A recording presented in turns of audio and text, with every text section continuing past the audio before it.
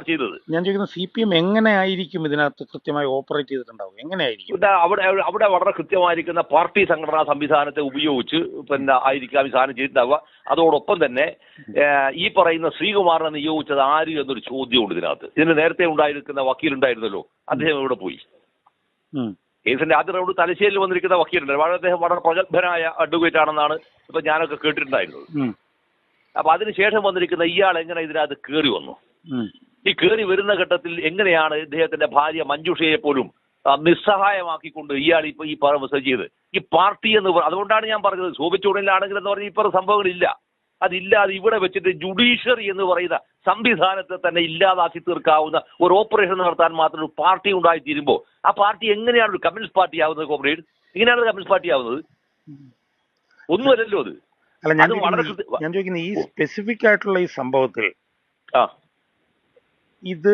ഇത് എങ്ങനെയായിരിക്കും പാർട്ടി ഇതിനകത്ത് ഓപ്പറേറ്റ് ചെയ്തിട്ടുണ്ടാവുന്ന സ്പെസിഫിക് ആയിട്ട് ഞാൻ ചോദിക്കുന്നത്. സ്പെസിഫിക് ആയിട്ടുള്ള സംഭവം എന്താ പറഞ്ഞാല് ഇവരെ ഈ പറയുന്ന ഇദ്ദേഹത്തിന്റെ ഭാര്യയെ ദുർബലപ്പെടുത്താവുന്ന രീതിയിൽ വരുന്ന ഒരു സംഗതി ഉണ്ടായിരിക്കും അതിനകത്ത്. അത് ബന്ധുക്കൾ വഴി പോലും ചിലപ്പോൾ വേണമെങ്കിൽ ഉപയോഗിച്ചേക്കാം. പക്ഷെ അത് വരുമ്പോഴാണ്, അതാണ് ഞാൻ പറഞ്ഞത്, ഇത് ശരിക്കും അവരറിയാതെ ഇത് പ്രയോഗിച്ചപ്പോഴാണ് അവർ വാസ്തവ ഷോക്കഡ്. ശരിക്കും അവർ ഞെട്ടൂലേ, ശരിക്കും ഞെട്ടൂലേ അവര്. അതുകൊണ്ട് അവർ പറഞ്ഞു ഞാനിങ്ങനെ പറഞ്ഞില്ല, എന്റെ കുടുംബം ഇത് പറഞ്ഞില്ല എന്ന് പറഞ്ഞത്. എന്നിട്ട് അത് മാത്രമല്ല, ഇയാൾ പറഞ്ഞപ്പോ എന്ന് പറയാം ഇയാൾ മാറ്റി പറയാൻ താല്പര്യമില്ല എന്ന് പറയും. വാസ്തവത്തിൽ അയാൾക്ക് എങ്ങനെയാണ് ഈ ഒരു പ്രൊഫഷന് ഉളുപ്പുണ്ടോ? ആ മനുഷ്യൻ അഡ്വക്കേറ്റ് ആയി തുടരാൻ ഉളുപ്പുണ്ടോ മനുഷ്യന്? ഈ സാധനം തുടരാൻ അയാൾ ശരിക്കും പറഞ്ഞാൽ നാണം ഉണ്ടെങ്കിൽ അയാൾ ഈ പറയുന്ന ഈ അഡ്വക്കേറ്റിന്റെ ഈ പ്രൊഫഷൻ നാളെ മുതൽ നിർത്തേണ്ടതാണ് അയാൾ. ഇത് നേരത്തെ CK ശ്രീധരൻ ചെയ്യേണ്ട സംഭവമാണ്, അത് ചെയ്തില്ല. ഇത്തരത്തിലുണ്ടായിരിക്കുന്ന എല്ലാവിധ വൃത്തികേടുകളും ചെയ്യാനുള്ള അനുവാദം കൊടുക്കുകയാണ് ഈ പാർട്ടി എന്ന് പറയുന്ന ഈ ഭീമാകാരമായിരിക്കുന്ന യന്ത്രം കൊടുക്കുകയാണ്. എന്നിട്ട് ഈ പറയുന്ന മനുഷ്യൻ കേരളത്തിലെ മുഖ്യമന്ത്രി ആയിരിക്കുന്ന ഒരാൾ, അറുവഷണനായിരിക്കുന്ന മറ്റൊരു കേരളത്തിലെ CPM പാർട്ടി സെക്രട്ടറി, അതിന്റെ മറ്റ് സംഘടനാ സംവിധാനങ്ങൾ, വാസ്തവത്തിൽ മനുഷ്യരുടെ കരച്ചിൽ കാണണ്ടേ ഇവർ. ഈ കരച്ചിലിനേക്കാൾ എല്ലാ പ്രധാന ജുഡീഷ്യറി പോലും ഇങ്ങനെ എന്താ പറയുക നിശ്ചേതനമായി പോകാവുന്നൊരവസ്ഥ വന്നു എന്ന് പറയാം. പിന്നെ ഇവിടെയാണ് മനുഷ്യന്റെ ഭാവി ഉണ്ടാവുക. ജീവിതത്തിൽ അയാൾക്ക് എന്താണ് പ്രതീക്ഷ?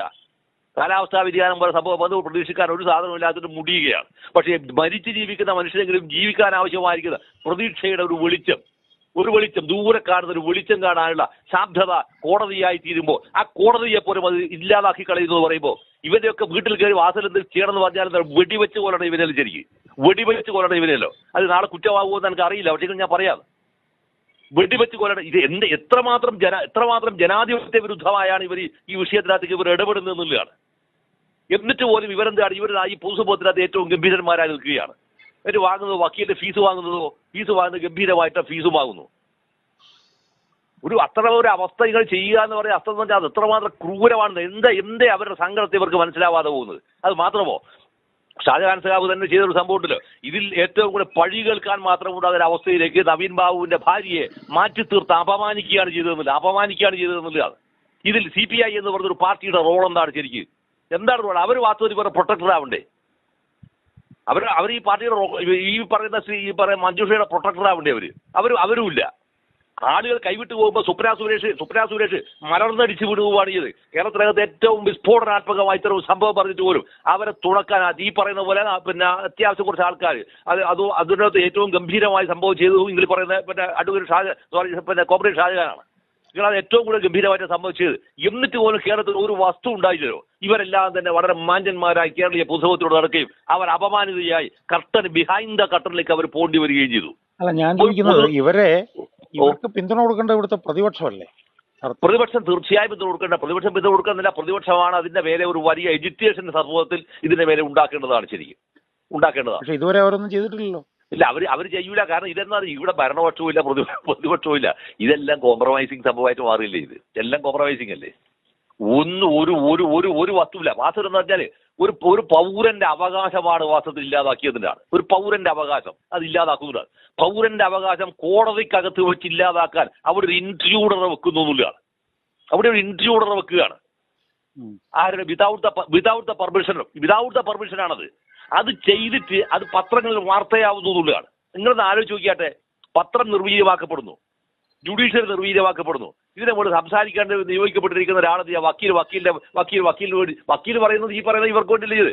ഇതെല്ലാം ആരെ രക്ഷിക്കാനാണ്? ശരിക്കും പി രവിയെ രക്ഷിക്കാനാണ് എന്നുള്ള അഭിപ്രായം എല്ലാവർക്കും അത്. പി രവിയെ രക്ഷിക്കേണ്ടി വരുന്നത് ഇവിടെയാണ് ശരിക്കും. CBI എൻക്വയറി വരികയാണെങ്കിൽ ഇതിൽ ബിഹൈൻഡ് ദ കർട്ടൻ ഉടയ്ക്കുന്ന മറ്റൊരാൾ ആരാണ് എന്ന് തിരിച്ചറിയും. ആരാണെന്ന് തിരിച്ചറിയും. ഈ തിരിച്ചറിയുന്ന അവസ്ഥയെ പൊളിക്കണമെങ്കിൽ ഒറ്റ മാർഗ്ഗമേ ഉള്ളൂ, ഈ കേസ് ക്രൈംബ്രാഞ്ചിലേക്ക് ചുരുക്കണം. ആ ക്രൈംബ്രാഞ്ച് ചുരുക്കുക എന്ന് പറഞ്ഞാൽ ഇതിനകത്തുള്ള ആളുകൾ രക്ഷപ്പെടും. ഇത്രയും ഭീകരം ഞാൻ പിന്നെ സഖാവിനോട് ഞാൻ പറയട്ടെ, ഇത് ഈ ലോകത്തിലെ ഏതെങ്കിലും ഒരു ക്ലാസിക് സംഭവത്തിനകത്ത് കൃതിക്കകത്ത് നിങ്ങൾക്ക് ഇത്തരത്തിലുണ്ടായിരിക്കുന്ന ഒരു ഭൂമിക, ഒരു പ്ലോട്ട് നിങ്ങൾക്ക് കാണിച്ചു തരാൻ പറ്റുമോ? ഇത്തരത്തിലുള്ള സംഭവങ്ങൾ ഏറ്റവും ഗംഭീരമായിട്ട് എഴുതിയ ഡോസ്റ്റോവ്സ്കിയാണ്. പോംവഴി എന്താന്ന് പറഞ്ഞാൽ വേറെ ഒന്നുമല്ല, ഇതിനകത്ത് പബ്ലിക്കിന്റെ എഡ്യൂക്കേഷൻ ഉണ്ടാവുകയും കോടതി എന്ത് വേണം ഇതിനകത്ത് വരികയും അതോടൊപ്പം തന്നെ ഈ ശ്രീകുമാർ എന്ന് പറയുന്ന ആളുടെ പിന്നെ ഈ പ്രൊഫഷൻ അയാൾക്ക് ഹൈക്കോടതിക്ക് റദ്ദ് ചെയ്യാനുള്ള സംവിധാനം ഉണ്ടെങ്കിൽ അത് ചെയ്യേണ്ടതാണ് ശരിക്കും. അത് ചെയ്യാനുള്ള സംവിധാനം, അതിന്റെ മുകളിൽ ഒരു പിന്നെ സ്വകാര്യമായ അന്യായം പിന്നെ ഫയൽ ചെയ്യേണ്ടതാണ് ശരിക്കും. അത് ഒരു സ്വകാര്യ അന്യായം ഫയൽ ചെയ്യണം ഇതിന്റെ വില. കാരണം ഇത്തരം ഒരു ചതി ചെയ്തു കഴിഞ്ഞാൽ അതായത് സ്വകാര്യ അന്യായം ഫയൽ ചെയ്യണം.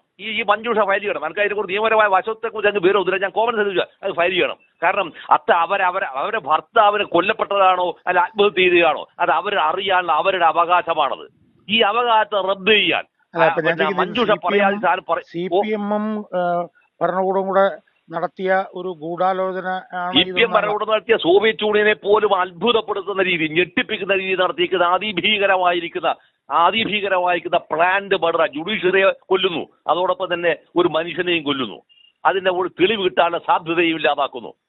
ഇതെല്ലാം കൂടി ചേർന്നിരിക്കുന്ന അതിഭയാനകമായ, അതുകൊണ്ടാണ് ഞാൻ പറഞ്ഞത് ലോകത്തിലെ ഒരു ക്ലാസിക്കൽ കൃതിക്കകത്തും പോലും കാണാതിരിക്കാവുന്ന ഒരു പ്ലോട്ട് നിർമ്മിക്കപ്പെട്ടിരിക്കുന്ന ഒരു സ്ഥലമായി ഈ കേരളവും ഈ പിന്നെ എന്താ പറയുക നമ്മളെ ഹൈക്കോടതിയുടെ പരിസരവും ഭൂമിയെയും മാറുന്നു എന്ന് പറഞ്ഞാൽ ഡോസ്റ്റോവ്സ്കി ഞെട്ടിപ്പോകില്ല ശരിക്കും. ഡോസ്റ്റോവ്സ്കി ഞെട്ടിപ്പോകില്ല സാരം. ഡോസ്റ്റോവ്സ്കി ഇത്രയും ഭ്രമാത്മകമായ ഒട്ടനവധി സംഭവങ്ങൾ ഡോസ്റ്റോവ്സ്കിയാണ്. ഡോസ്റ്റോവ്സ്കി പോലും കിതാബ് കാണാൻ പറ്റിയിട്ടുണ്ടാവില്ല. അദ്ദേഹത്തോട് ഒരാൾ ഉണ്ടായിരുന്നെങ്കിൽ എത്രയോ മനോഹരമായിരിക്കുന്ന കൃതി ഈ കേരളത്തിനകത്ത് പുതുതായി പുറക്കുമായിരുന്നു. പക്ഷെ അങ്ങനെ ഒരു എഴുത്തുകാരൻ നമ്മുടെ മുമ്പിലില്ല. നമ്മുടെ മുമ്പിൽ അങ്ങനെയുള്ള പ്രാസംഗികമാർ നമ്മുടെ മുമ്പില്ല എന്നുള്ളതാണ്. അത്ര ഭയാനകമായിരിക്കുന്ന ഒരു ലോകത്തെ നിർമ്മിച്ചിട്ടാണ്, അല്ലെങ്കിൽ ഒരു സിറ്റുവേഷൻ നിർമ്മിച്ചിട്ടാണ് ഈ മുഖ്യമന്ത്രി ഈ പാർട്ടിയും പോകുന്നത്. അതിനകത്തെ ഏറ്റവും ദുർബലമായ കക്ഷികളായി ഇതിനകത്ത് പ്രതിപക്ഷം പോലും വീഴ്ത്തപ്പെട്ടിരിക്കുന്നു എന്നുള്ളതാണ്. പിന്നെ മറുഭാഗത്ത് വരുന്നതിന് പരിവാറിന്റെ താരം അവരെന്താ പറഞ്ഞാൽ അവർ ഇതിനെല്ലാം തന്നെ സഹായിക്കുകയും ചെയ്യുന്നു എന്നുള്ളതാണ്. വളരെ നിസ്സഹായമായ ഒരവസ്ഥയാണ് ശരിക്കും. അവിടെ ശരിക്കും എന്താ പറഞ്ഞാൽ ഇവര് ഈ പറയുന്ന ശ്രീകുമാറിന്റെ പിന്നെ ഈ പ്രൊഫഷൻ തുടരാനുള്ള അവകാശം, അയാളുടെ നിയമപരമായ അവകാശത്തെ വളരെ കൃത്യമായി പിന്നെ ചോദ്യം ചെയ്ത് കോടതിയെ സമീപിക്കേണ്ടതായിരുന്നു. വളരെ കൃത്യമായി അത് റദ്ദ് ചെയ്യപ്പെടേണ്ടതാണ്. അയാൾ ഈ പണി ഭൂമിയിൽ എടുക്കാൻ പാടില്ല, ഒരിക്കലും എടുക്കാൻ പാടില്ല.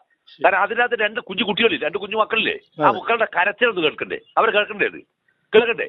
ഈ പറയുന്ന കേരളത്തിലെ ഏറ്റവും നിഷ്ഠൂരനായിരിക്കുന്ന ചെന്താമരയേക്കാൾ വൃത്തികെട്ടിരിക്കുന്ന കേരളത്തിലെ മുഖ്യമന്ത്രി ചിരിക്കാനാണോ ഇത്? ആണോ? ബ്രൂവറി, പാലക്കാട്ടെ ബ്രൂവറി വിഷയം വരുന്നതെന്ന് പറഞ്ഞാൽ മദ്യമാണ്, ബ്രാൻഡിയാണോ ഇവിടുന്ന്, വെള്ളമാണോ ഇവിടുന്ന് ചോദിച്ചത് വെള്ളമല്ല ബ്രാൻഡിയാണ് ഇവിടുന്ന്. ഇന്നും വാർത്താ സമ്മേളനം നടത്തി പറഞ്ഞിരിക്കുന്ന ഗോവിന്ദനെ പോലത്തെ ഒരാൾക്ക് ചിരിക്കാനുള്ളതാണോ ഈ സാധനം? ആണോ? അല്ലല്ലോ. ആയിക്കോട്ടെ. അപ്പൊ ഇനി ഞാൻ ഇപ്പൊ തൽക്കാലം നിർത്താം. ഞാൻ ഇനിയും വിളിക്കും.